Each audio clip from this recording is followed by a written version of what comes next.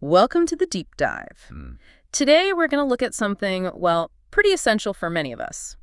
Portable power. Yep. Specifically, we're getting into the Anker power bank, the PowerCore 10K model. Right. You see it everywhere. Amazon's choice, tons of reviews.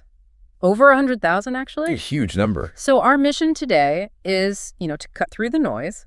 What's the real story from the listing, and especially from all those customer reviews? Exactly. And what's immediately striking is how it balances power with just how portable it is. Okay. I mean, we're talking 10,000 mil raw, which is solid, but it's packed into one of the slimmest and lightest designs out there. How light are we talking? Just 8.6 ounces. 8.6. Wow, that's really light, like barely noticeable in a pocket or bag. Pretty much. It's not much heavier than a phone itself, really.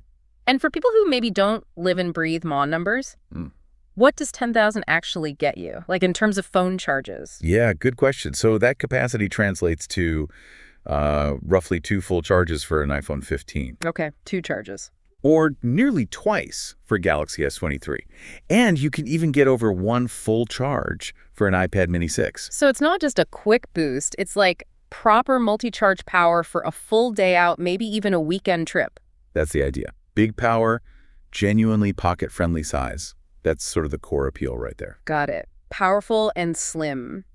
But, real life happens. How does it handle, being dropped? And maybe more crucial for some, how fast does it juice up your phone when you're in a rush? Well, they've definitely thought about durability. Anker mentions it's certified for a 3.2-foot drop test. Okay, so like falling off a table or out of your pocket? Exactly. Standard everyday bumps. Yeah.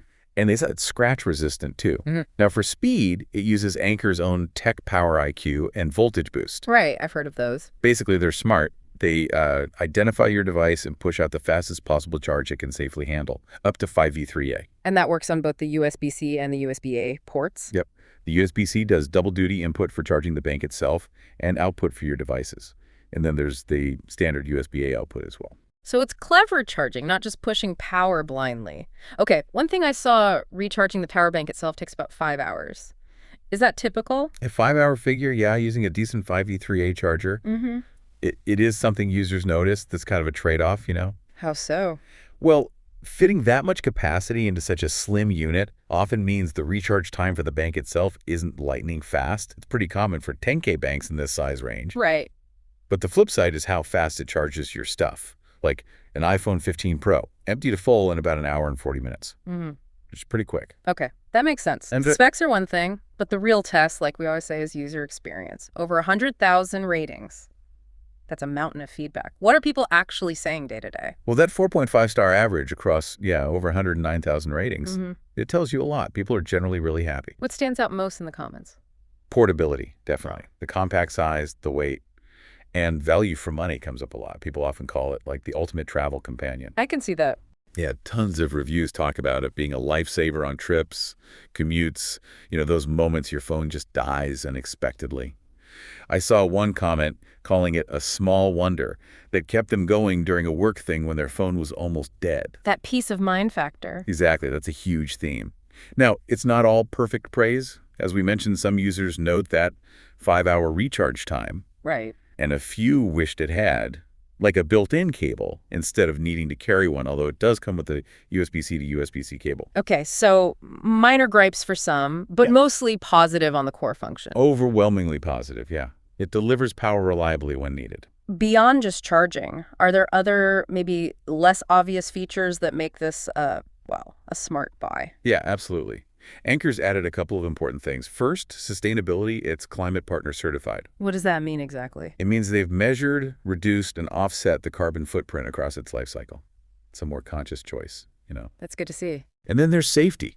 It has their multi-protect system, protects against overcharging, short circuits, temperature issues, all that stuff. Standard safety features, but good to have confirmed. And one more neat touch is a trickle charging mode. Oh, for what?